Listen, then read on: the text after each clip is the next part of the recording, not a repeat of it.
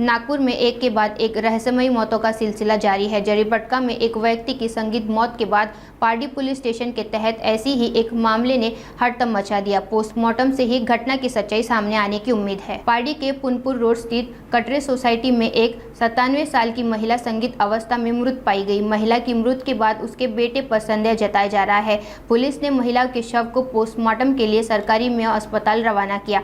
Postmortem की report के बाद ही सच्चाई सामने आने की उम्मीद जताई जा रही है। इस घटना से इलाके में हड़कंप मच गया। पुलिस मामले की गंभीरता से जांच में जुटी है।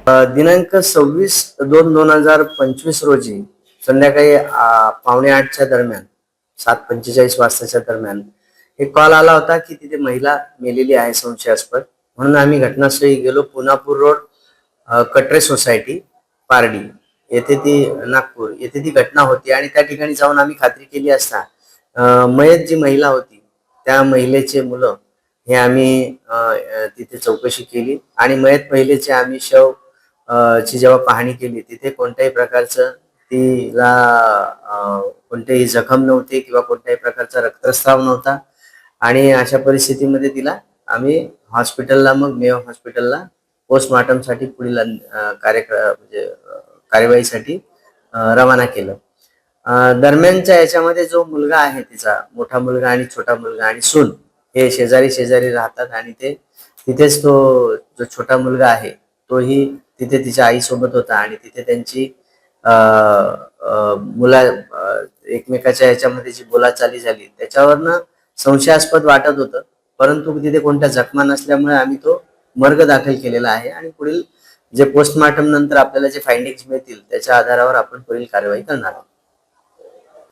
त्याच्यामध्ये मृतक जी महिला आहे तिचं नाव आहे मुन्नीबाई सुरेश यादव, वय वर्ष 57 वर्ष आणि जो मुलगा आहे त्याचं वय मोठा जो आहे तो राजू सुरेश यादव आणि जो छोटा मुलगा आहे तो लक्ष्मण सुरेश यादव, त्याचं वय आहे 28 वर्ष।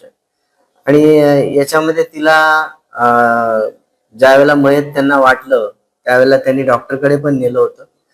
स्थानिक डॉक्टर आहेत त्यांच्याकडे नेऊन त्यांनी इलाज करण्याचा प्रयत्न केला। डॉक्टरनी सांगितलं कदाचित ही मेलेलीच आहे, पुढील याच्यासाठी तुम्ही पोलिसांना बोलून घ्या अशा प्रकारे। आणि त्यांनी डॉक्टरनी फाइंडिंग्स मध्ये बघितलं होतं तर त्यांनाही डॉक्टरला आम्ही विचारपूस केली तर त्यांनाही कोणत्या प्रकारचं तिथं तसं काही संशयास्पद वाटलं नव्हतं, पण तरी देखील पुढे बघूया आपण। आता आपल्याला अशा काही गोष्टी असतात तर त्या पोस्टमार्टम नंतर निष्पन्न होतील।